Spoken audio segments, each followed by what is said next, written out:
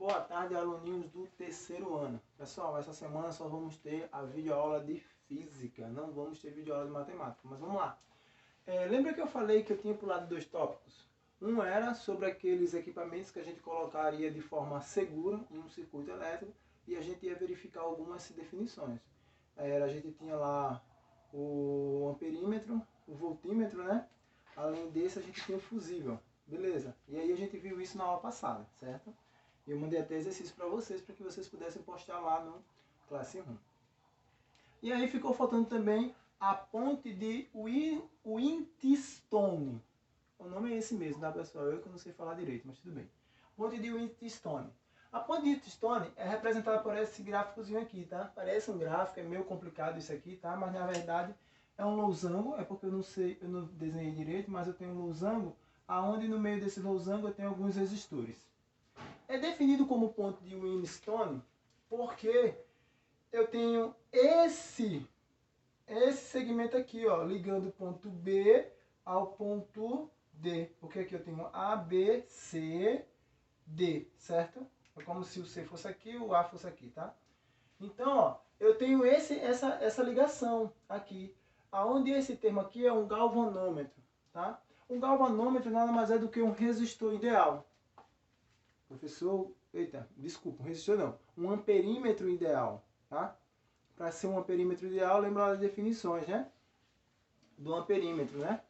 Então, ó, a gente tem o seguinte, eu tenho meu gerador aqui, que fornece uma diferença de potencial, a minha corrente começa a correr aqui, ó, no meu circuito, né? Minha corrente começa a correr aqui. Quando chega aqui, o que é que acontece? Como vocês podem ver, se vocês fossem reduzir isso aqui para uma resistência equivalente, você observar que esse resistor, se não tivesse a ponte aqui ligando, estaria em série em relação a esse, né? Esse resistor é RX, tá? Estou chamando de RX. E esse resistor estou chamando de R1. Esse resistor é o meu R2 e esse meu resistor é o R3. Então, RX estaria em série em relação a R1. Da mesma forma que R2 estaria em série em relação a R3. E o RX e o R1 estão em paralelo em relação ao R2 e ao R3. De uma forma mais simples de a gente representar essa ligação, ele poderia estar representado assim, ó.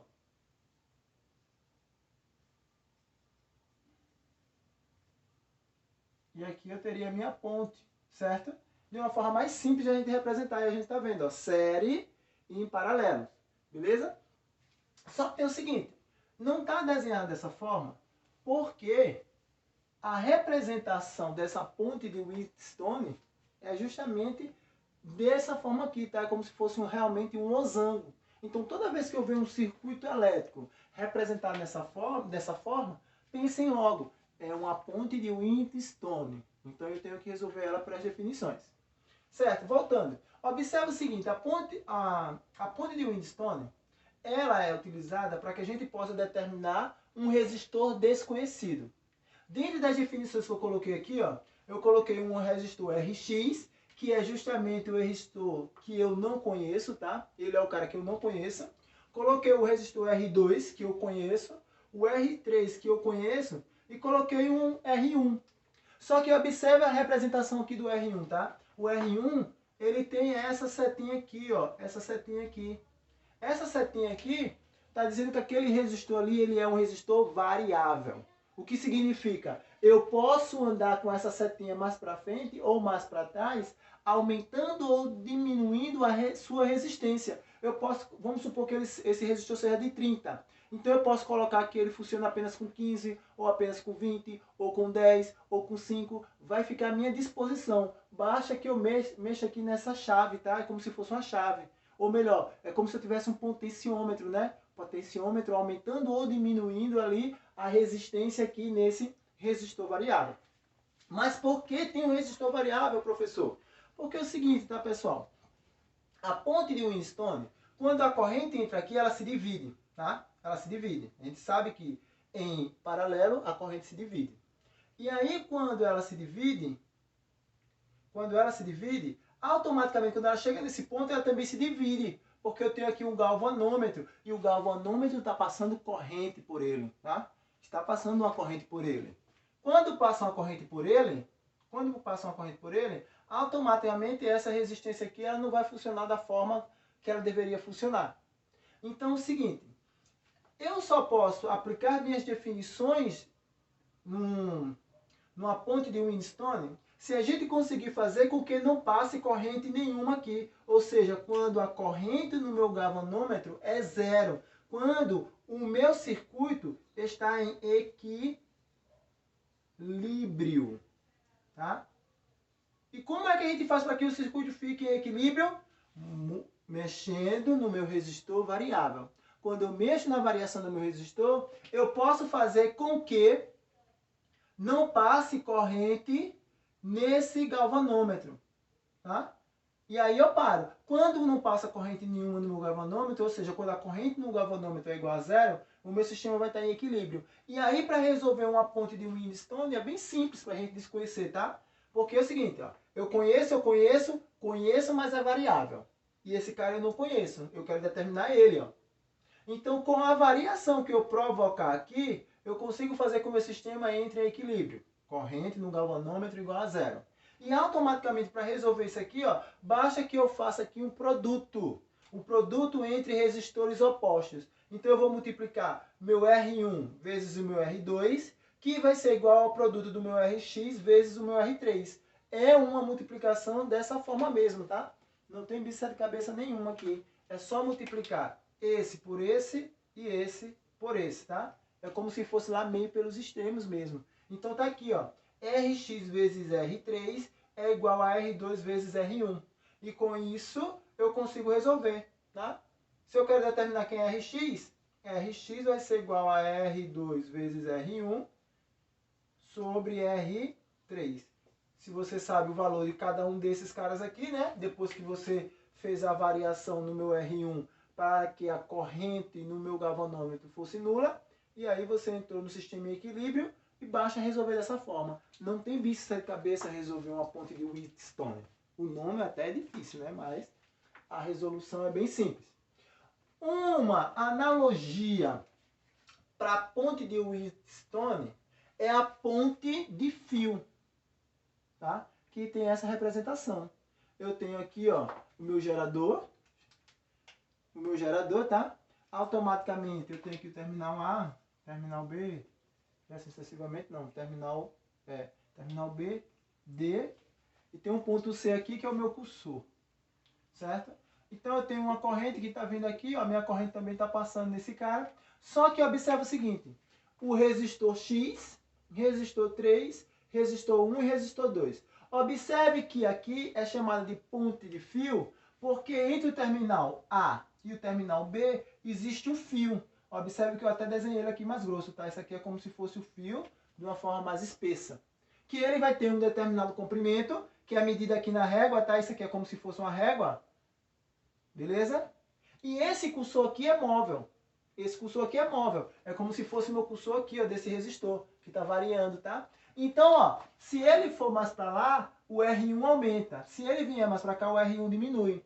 Ele vai determinar qual é o valor da resistência, o meu cursor determina qual é o valor da resistência R1 e R2, a ponto de que a intensidade da corrente no galvanômetro também seja zero, para que eles entrem em equilíbrio, beleza? Entrado em equilíbrio, eu começo a calcular. E para calcular, eu também faço essa definição pela cruzadinha. Eu vou multiplicar Rx por R2 e R3 por R1. Tá aqui, ó. Rx vezes R2 igual a R3 vezes R1. Porém, vocês observam o seguinte, essa aqui é a ponte de fio, tá? É similar à ponte de Whinstone. Mas observe o seguinte, se ela tem um fio, eu posso ligar ela à segunda lei de Ohms. Lembra a segunda lei de Ohms? Que a resistência é igual a Rho vezes L dividido por S. Não é isso? Lembram disso, sim ou não? Sabendo disso, ó, eu posso substituir. Eu tenho meu R2, que está associado ao fio. Então, Rx vai ser igual a Rx vezes Rho2, vou colocar Rho2, vezes... Não, Rho, vou colocar só Rho, porque é um fio só, né? L2, porque o comprimento é diferente, L1 é diferente de L2, sobre a área. A área é a mesma. Que vai ser igual a R1 também é a resistência no fio. Então, R3, que é a resistência que a gente conhece, vezes ρ, vezes L1 sobre a área. Como eu quero determinar quem é R, observe que se está tudo multiplicando, então ρ cai com ρ, S vai cair com S. Vai ficar apenas que Rx vai ser igual a R3 vezes L1 sobre L2. Então tá aqui, ó, a relação final que define a resistência Rx desconhecida em uma ponte de fio, tá? A exemplo da representação de uma ponte de Wheatstone, tá, pessoal? Então tá aí a nossa definição da ponte de Wheatstone, que foi uma definição que eu tinha pulado, tá? Mas aí a gente voltou, viu? Ela é a última representação para que a gente possa estudar para a nossa avaliação. Beleza? Logo em seguida eu estarei passando o exercício para que vocês possam trabalhar com essa definição da ponte de Wheatstone. Vamos fazer um exemplo, né? Para que a gente possa entender melhor isso no exemplo. Vamos lá. Então, ó, o meu exemplo, ele diz o seguinte, ele vai dar o meu resistor, ele vai dar um resistor, melhor, o circuito. Vou desenhar aqui um losango, para depois desenhar os resistores. Desenho o losango.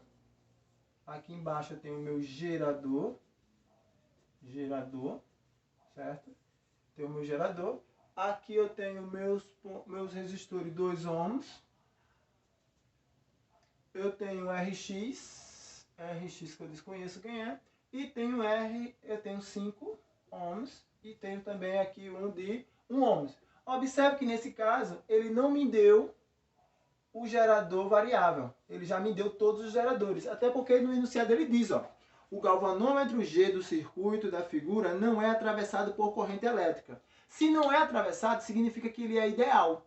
Não, ou melhor, não é que ele é ideal, é porque o sistema já está em equilíbrio. A corrente aqui, ó, a corrente do galvanômetro é igual a 0. Se a corrente no galvanômetro é igual a 0, então ele está em equilíbrio. Se ele está em equilíbrio, então para determinar a resistência aqui, ó, resistência X, basta fazer o produto Rx vezes 1, lembra lá que são os opostos, tá? É igual a 5 vezes 2, 5 vezes 2. Logo, Rx é igual a 10 ohms. Aí a representação, tá? Bem simples resolver isso, tá? Vamos pegar mais um, para a gente ter certeza do que a gente está fazendo, né? Aí ele, na questão ele diz o seguinte, ó, indique o valor da resistência R para que a ponte da figura a seguir seja equilibrada. Se R1 é igual a 6, R2 é igual a... Então ele me dá a representação. A representação do circuito é praticamente a mesma. Eu tenho um losango. E aí aqui eu tenho meu gerador. Tá? E aí fecha a ponta aqui. Tem um resistor aqui, aqui, aqui e aqui. E aqui eu tenho o meu galvanômetro. Ou um amperímetro, tá? Pode ser um galvanômetro ou um amperímetro, que é a mesma coisa, porque é o instrumento que mede ali a corrente. Tanto faz, vai depender da questão. E aí ele fala que esse cara, o R1 é 6, R1 é 6, R2 é 15, R2 é 15, aí o R3 é 30. E aí ele quer saber quem é esse Rx aqui. Ora, se ele fala que é para determinar para que esse cara esteja em equilíbrio, então basta que a gente faça novamente o produto, tá? Se está em equilíbrio, Rx vezes 15 é igual a 30 vezes 6. Logo, Rx é igual a 180 por 15. E aí, para quem sabe fazer a divisão, né? 180 dividido por 15 vai me dar 1. Sobra um 3, dá 2. 12 ohms. Tá aí a resposta. Bem simples, certo? Não tem bicho de cabeça. Se tiver em equilíbrio, não tem o que fazer.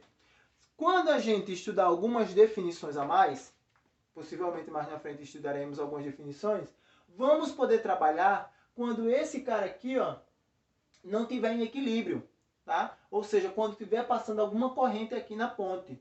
Como é que a gente procede para resolver essa situação? Mas isso é lá na frente. Por enquanto, a gente só tem que prestar atenção. Se a gente consegue colocar isso aqui em equilíbrio, para resolver uma ponte de Wheatstone, basta fazer o produto dos resistores que estão em lados opostos do nosso losango, beleza? Então só era isso aí que eu queria apresentar para vocês e até a nossa videoaula, até a nossa sala de aula virtual.